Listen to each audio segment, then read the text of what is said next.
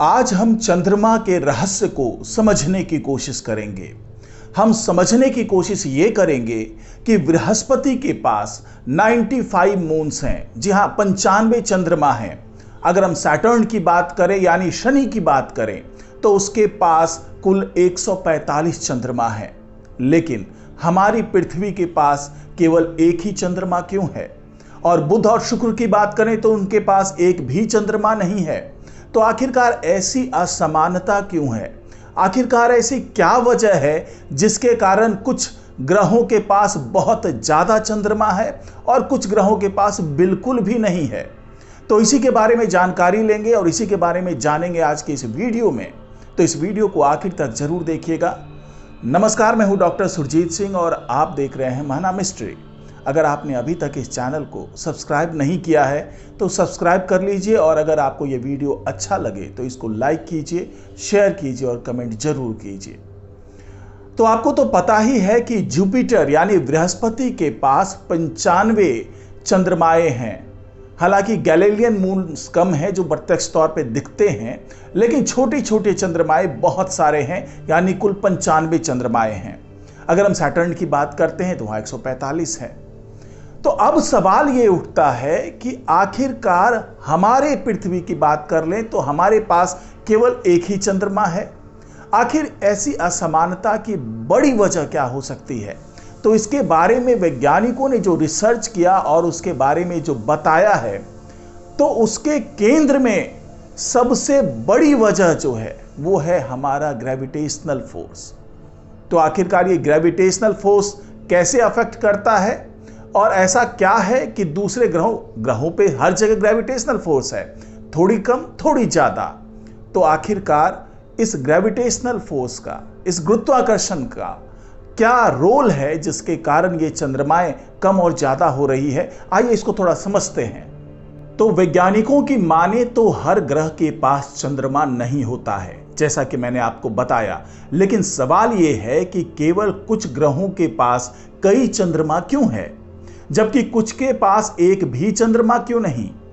चंद्रमा को प्राकृतिक उपग्रह कहा जाता है और वैज्ञानिक उपग्रहों को अंतरिक्ष में मौजूद ऐसी वस्तुओं के रूप में देखते हैं जो बड़े पिंडों की परिक्रमा करते हैं। चूंकि चंद्रमा मानव निर्मित नहीं है, इसलिए ये एक प्राकृतिक उपग्रह है।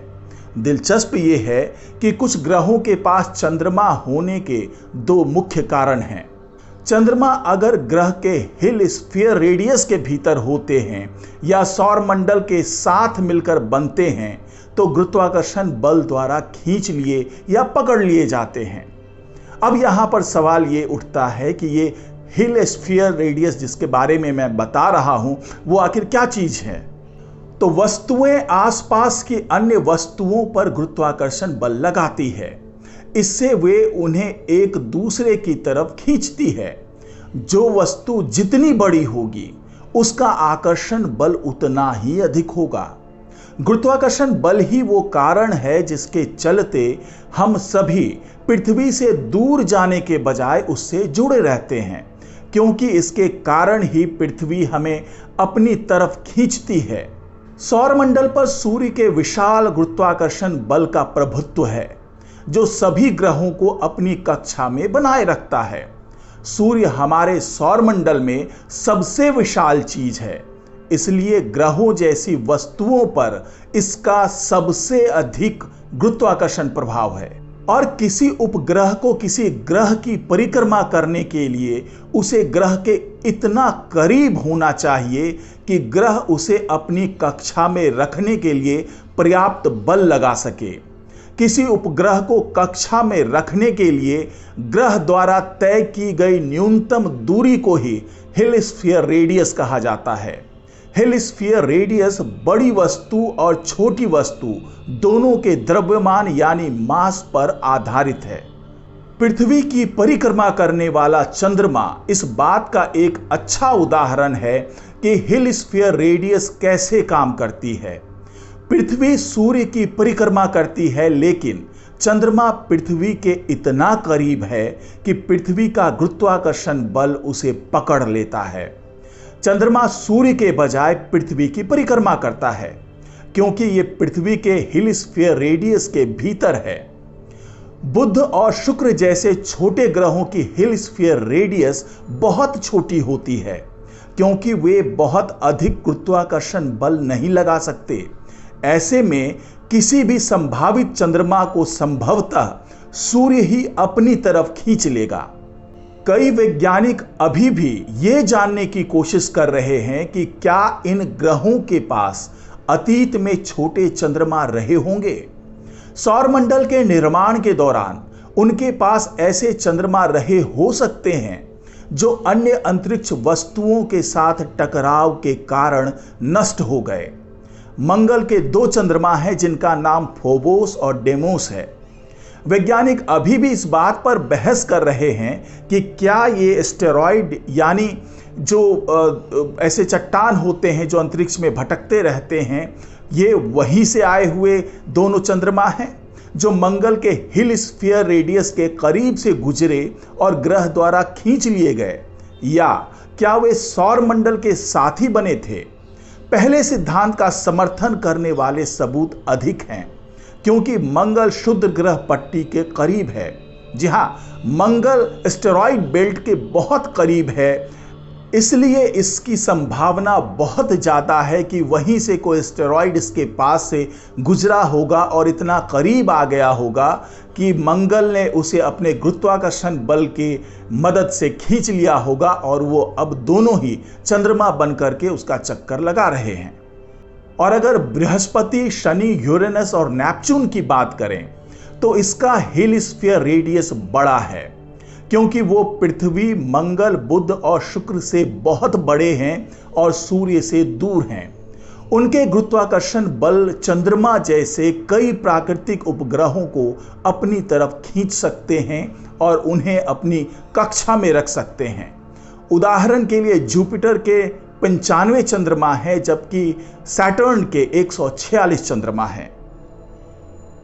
एक अन्य सिद्धांत बताता है कि कुछ चंद्रमा अपने सौर मंडल के साथ ही बने थे। सौर मंडल की शुरुआत सूर्य के चारों ओर घूमते गैस के एक बड़े चक्र से होती है।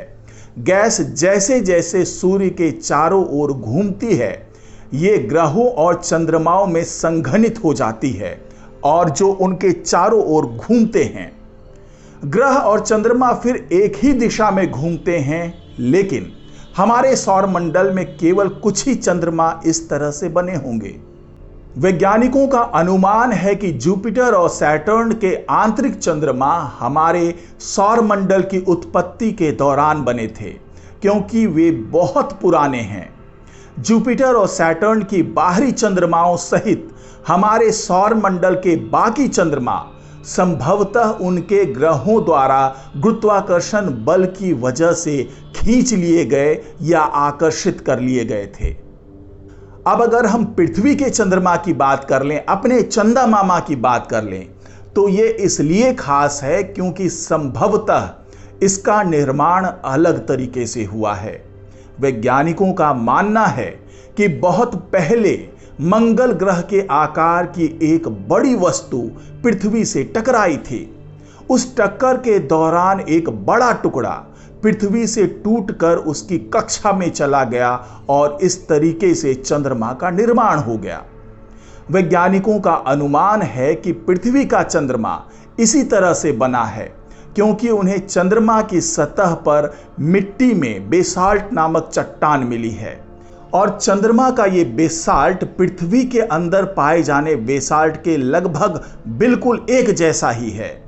और इस प्रश्न पर अभी भी व्यापक बहस होती है कि कुछ ग्रहों के पास चंद्रमा क्यों है, और जैसा कि मैंने बताया कि इसके लिए ग्रहों का आकार, गुरुत्वाकर्षण बल, हेलिस्फीयर रेडियस और उस ग्रह का सौर मंडल किस प्रकार से बना है, ये एक महत्वपूर्ण कारक या एक बड़ी भूमिका निभा सकता है। तो यही वो वजह है जिसके कारण अलग अलग ग्रह के पास चंद्रमाओं की संख्या अलग अलग है। हमारे पास केवल एक चंद्रमा है, जबकि बाकी ग्रहों पे अलग अलग चंद्रमाएं हैं। अगर हम नेपच्यून और यूरेनस की बात करें तो नेपच्यून के पास 14 चंद्रमाएं हैं, जबकि यूरेनस के पास 27 चंद्रमाएं हैं। ये सभी ज्ञात चंद्रमाएं हैं। इसके अलावा भी बड़ी तादाद में चंद्रमा उनके पास मौजूद हो सकता है और सबके लिए जिम्मेदार यही हिल स्फीयर रेडियस है, गुरुत्वाकर्षण बल है और सौर मंडल में जिस तरीके से निर्माण के वक्त में उपग्रह बने वो कारक जिम्मेदार है। तो यही सबसे बड़ी वजह है जिसके कारण ये जो चंद्रमाएं हैं वो बड़ी असमानता की स्थिति में अलग अलग ग्रहों के पास मौजूद हैं। तो आज की रिपोर्ट में फिलहाल इतना ही। नमस्कार।